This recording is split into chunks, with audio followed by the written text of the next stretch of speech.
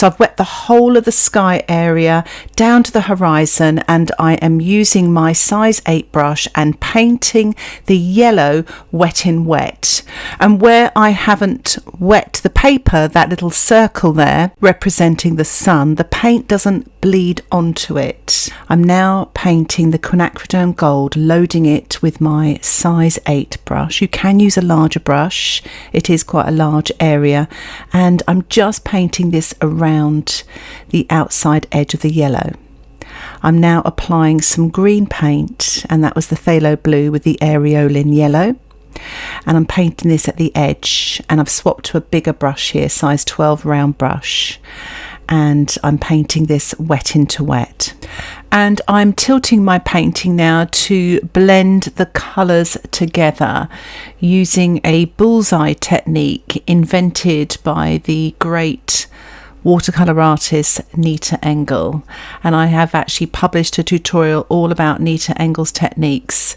You can find a link for that in the description below. So I'm going to sprinkle some salt now onto the damp surface. So you don't want the paint to be too wet or too dry, and you need to allow the salt to dry naturally, and what it will do, it'll absorb the paint to create light textures, and it looks so effective for foliage and flowers. So while the salt is soaking up the paint, I am mixing up ultramarine and burnt sienna with lots of water, so it's quite a pale sort of blue-grey wash. I'm taking the excess off on a paper towel so the paint is not too wet. I'm just painting some pale distant trees, damp into damp. So the paper is damp, it's not too wet, but there is still a sheen, and the paint isn't too wet because I've taken the excess off on a paper towel. As you can see, my salt is beginning to work. And as you can see, the salt's worked really well, and I'm just brushing off the salt now with a paper towel once the paper is thoroughly dry. I'm mixing up a Bluebell colour. I'm using ultramarine with a little bit of opera rose, but you could use permanent rose or even alizarin crimson, a pink and a blue. I'm also mixing up here phthalo blue with the Aureolin yellow paint, a sort of a mid-green here. And I've also added a pinch of the quinacridone gold just to warm it up, make it look a little bit more natural and earthy looking. I'm also mixing up the quinacridone gold with the ultramarine blue. I do love that colour combination. I'm mixing up some of the yellow here with a little pinch of the phthalo blue. I've wet the middle and foreground area, and I am painting wet into wet with my size 8 brush. Now, because there is a yellow underpainting, it's kind of greyed down that violet colour, which is a good thing because it looks more distant, because it's not as vibrant. Vibrant colours come forward, so this sort of grey down sort of violet colour becomes more distant looking because it's not as bright. But as we come into the foreground, and I'm still painting wet in wet here, I'm just painting that pink and blue mixed together. I'm tilting here as well. If you notice, my marks in the foreground are bigger, and bigger shapes also come forward. The shapes in the distance and the marks in the distance are smaller, and that creates depth because things further away look smaller in scale. It's an illusion. So I'm just painting a little bit more wet and wet on the horizon line there. And now I'm going into the ultramarine mix here with the quinacridone gold, painting wet into wet. And as you can see there, you get some lovely fuzzy edges, and the paint moves when you paint wet in wet. And that's what I want, because you get these lovely natural edges, especially at the top. I'm actually going in with a little bit of that violet now, that's the blue and the pink, into that sort of green colour, and dropping in the phthalo blue with the yellow now, so you get some lots of yummy colours there. And I'm tilting my watercolour block here towards the top end so the paint runs up. So I'm really controlling the paint, and now I'm tilting it at almost a 90-degree angle there just to get that paint moving so it looks like sort of bushes in the distance there. and I've mixed up a slightly thicker ultramarine and opera rose and painting damp into wet some darker bluebells in the foreground. So I'm going in with the quinacridone gold and ultramarine mix here. It's a kind of a mid-green, and I'm painting wet into wet in the gaps where I've painted the bluebells. And I'm going to let that green sort of naturally blend into the bluebell colour. I'm not going to mix it because you'll end up with a muddy colour. So I'm painting in those gaps there. I'm painting a little bit more green in the sort of middle ground going into the distance here using my size 8 round brush. So just take your time and have fun with this. Don't even worry about backgrounds and cauliflowers because that'll just create some more textures. So I'm painting that sort of mid to dark green here, the phthalo blue with the yellow, the Aureolin, and I'm painting this wet into wet on top of that sort of mid green there. Just here and there, the marks as they go into the background get a little bit smaller. But I'm having fun with this. Remember, I'm not working from a photograph, I'm just working from my imagination. So you can afford to sort of break some of the rules as well, make it your own painting. So I'm tilting at a 90-degree angle here and still painting. So I just want the paint to move, and it creates some lovely edges because I'm working wet in wet. So it just looks more natural. And that's the wonderful thing about watercolor painting. It does all these magical things because it's a very wet medium. Yes, it's tricky to control, but it also creates these wonderful effects that no other medium quite like it does this. So I love it, and that's why I love painting in watercolor. And I've decided to add a little bit of salt now to my bluebells and grasses, sprinkling it on to the wet surface, and I'm spattering some bluebell color here and there with my size 8 brush. I'm going to turn my painting upside down now, and I'm going to paint sort of light to mid-tone tree trunks and branches. I've mixed up the ultramarine and the burnt sienna, and there's a pinch of the opera rose in there. I am painting wet on dry with my size 8 brush, and what I'm doing is I'm sort of leaving gaps where the salt has created a really nice effect, so I don't want to lose some of that yummy texture from the salt. So I'm starting off in that damp area of the bushes and then painting wet on dry with my size 8 round brush, painting around those lovely textured salt effects, still using the ultramarine burnt sienna with a pinch of pink. I'm painting some branches here as well, rinsing my brush there, and I'm just sort of using a sort of clean wet brush just to soften the hard edges as they go into that textured salt area, so the foliage looks like it's coming forward and the tree trunk is going up and behind that foliage. It just creates that illusion of depth there with the tree. And you may want to take the excess water off your brush with a paper towel to control your damp brush as you're softening that edge.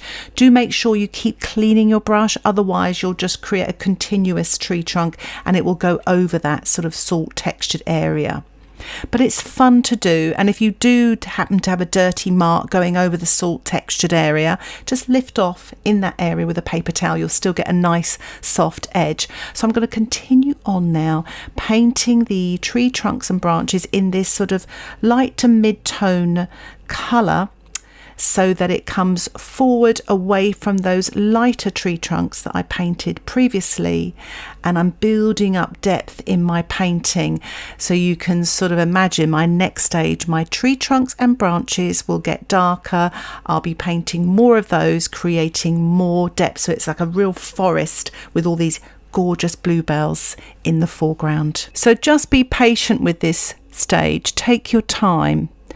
As you can see, I'm leaving those gaps where the salt is and then softening the gaps with a clean damp brush. and some of the sort of tree trunks and branches I'm painting are paler, especially in the middle of the painting where the sun is. It's sort of bleaching out some of those tree trunks and branches, and I'm painting some of them quicker as well, not going into too much detail, especially the lighter ones. You don't really need to soften some of those edges there. I'm mixing up a puddle of quinacridone gold here. I'm going to add some yellow too and a pinch of that green. I'm using a scourer, household scourer, cut up or ripped up actually, so you get some nice sort of natural textured edges, and I've actually run it under the tap and wrung all the water out so it's damp. Then I dip it into my paint and I tap very gently on to the pretty much the dry surface. If you're at all worried about that, just allow your painting to dry. And I'm actually trying to leave as much of the salt texture as I can, but I'm also tapping up near to it as well, just to create some textures. And I'm actually using my spritzer bottle to soften some of those marks, and you might find that helpful, especially if it looks a little bit artificial. And I'm also using a spattering technique to spatter as well onto the sort of dry surface, but also the wet surface here and there. If you're worried about any spatter getting onto your sun, cover it up with a sort of piece of torn paper towel so you get some nice natural edges. So I'm just spattering here, spattering a little bit of green, yellow mixed with the phthalo blue, and then spritzing and softening with my spritzer bottle, going back in with my scourer, tapping in a sort of light to mid green here, so you can mix up the yellow with some phthalo blue or even ultramarine, and tapping around the sun as well. Pretty much a lot of the surface now is damp, but there are some dry areas as well, which is quite nice. Tap very gently so you get some lovely effects, and try to change the angle of the sponge so you don't get a pattern that repeats itself. So this is the third stage of painting the tree. So I've had that very light stage, painting damp into damp, and then I had the next stage, the mid-tone stage, painting that mid-tone wash, sort of wet on dry. And now I'm painting wet on dry using ultramarine and burnt sienna. It's about 50-50, so it's a lot stronger in tonal value, so the paint is thicker and darker, and the trees are bigger and more detailed. I'm using my size 2 round brush to paint the smaller branches, and this is all wet on dry. I'm actually turning the painting around sideways to paint some more branches, going into the painting, sort of pressing down to begin with at the beginning of the branch, and then lifting up a little as I go towards the end of the branch. So I'm using the tip of my brush to create a thinner branch as it goes thinner as it goes out towards the end of the branch, and using the tip of the brush to paint those smaller twigs at the end of the branches. Take your time with this and have fun with this. And the twigs you might find are a little bit lighter, so you might want to lighten them up a little bit with a touch more water. So I'm turning it the right way again and adding yet another branch to the side here, and it's fun to do. Again, this is working from my imagination and just building up these branches, and they're painting over the top of the background, so they're slightly darker and they come forward. So you're sort of building up these layers with using darker tonal values, and it creates that magical illusion of depth. So I'm going to continue on now, sort of varying the sort of tree trunks and branches. Even though they're darker, I may sort of make some a little bit smaller as I'm doing here, so it's pushed back a little bit. So I'm just going to sort of put them at different sort of spaces in the grasses, so it creates again depth in your painting. I thought it'd be quite nice to create some texture on the tree, so I'm lifting off some of the paint with my plastic card. Do this when the paint is damp, so it's not too wet and it hasn't dried off too much. And it just creates a little bit of light, a little bit of texture here and there. And if you go overboard a little bit, don't worry, because I do go a touch overboard. I do add some paint back. And that's what I love about trees. You can have a bit of fun with them because they're quite dark. You can sort of hide a lot of little issues that you might have. So this tree had dried off a little bit too much, so I'm just wetting it again. I'm going to allow the water to soak into the paint and I'll lift off later there. So if you have missed your opportunity to lift off, you can re-wet those areas. So I'm adding, as I said, some more paint back in where I didn't like the effect of it, but it almost gives the illusion of wood and texture on the trees, which I love.